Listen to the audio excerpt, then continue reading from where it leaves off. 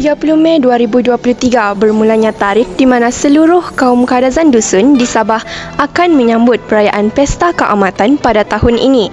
Perayaan ini akan disambut pada setiap tahun bagi memohon keberkatan untuk tuaian yang lebih baik pada tahun berikutnya. Sama seperti perayaan tuaian dan kesyukuran yang lain di seluruh dunia. Mari kita mengenal lebih lagi tentang perayaan ini. Tadau Keamatan ataupun lebih dikenali sebagai Pesta Keamatan merupakan hari kelepasan am wilayah yang disambut di negeri Sabah dan wilayah Labuan pada 30 dan 31 Mei setiap tahun.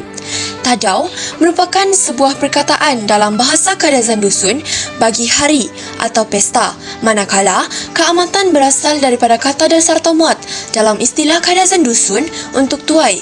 Keamatan merujuk kepada tempoh menuai padi yang melibatkan satu siri ritual tradisional yang memuncak akhirnya ke Magavau dan perayaan menggunakan keamatan sebagai penghormatan kepada Ohuminodun, perempuan yang dikorbankan atau dikenali sebagai Puteri Kinoingan.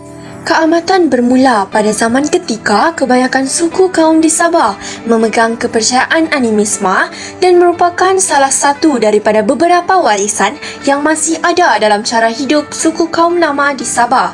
Perayaan ini berlangsung sepanjang bulan Mei, berakhir dengan 2 hari cuti umum. Pesta Keamatan adalah masa untuk kesyukuran atas hasil tuaian yang banyak dan juga masa untuk berkumpul, berpesta dan memperbaharui hubungan kaum.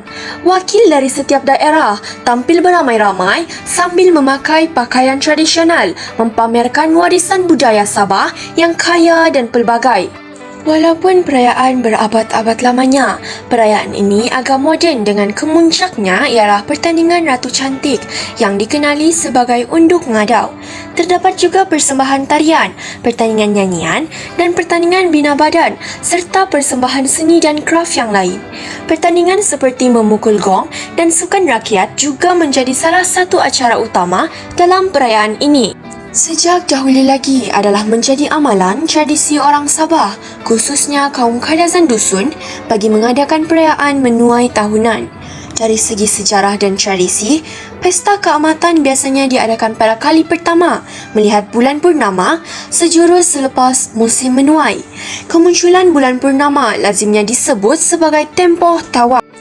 Terdapat banyak benda yang boleh kita pelajari melalui Pesta Keamatan ini. Antaranya, perhiasan yang diperkenalkan di perayaan ini iaitu kraf tangan tradisi serta 11 rumah tradisi etnik Kadazan Dusun dan Murut di sekitar Hongkot Khoisan. Antara rumah tradisi tersebut ialah Rumah Bisaya, Kadazan Penampang, Kadazan Papar, Dusun Ranau dan lain lagi. Akhir sekali, Pesta Keamatan ini dimeriahkan lagi dengan tarian tradisional suku kaum Kadazan Dusun yang digelar tarian Sumazau dalam bahasa Kadazan dan Sumayau dalam bahasa Dusun. Sumayau bermaksud menari dan boleh dikaitkan dengan perkataan Minsayau bermaksud melompat-lompat. Jumlah penari tidak ditetapkan tetapi lebih ramai, lebih meriah. Tarian Sumazau atau Sumayau ini berbeza-beza mengikut etnik. Tarian ritualnya memenuhi pelbagai fungsi seperti tarian Sumazau yang ditarikan untuk mengucapkan kesyukuran mengikut daerah dan desa. Begitulah pengenalan asal-usul dan sejarah bagi kaum Kadazan Dusun mengenai Pesta Keamatan. Kita sebagai generasi kini hendaklah menjaga budaya dan warisan Sabah supaya ia tidak tenggelam di telan zaman. Dengan ini, kami TVPSS SMK Sanzai Kota Kinabalu Sabah mengucapkan Kotobian Tadau Tagazodo Keamatan bagi seluruh rakyat Sabah.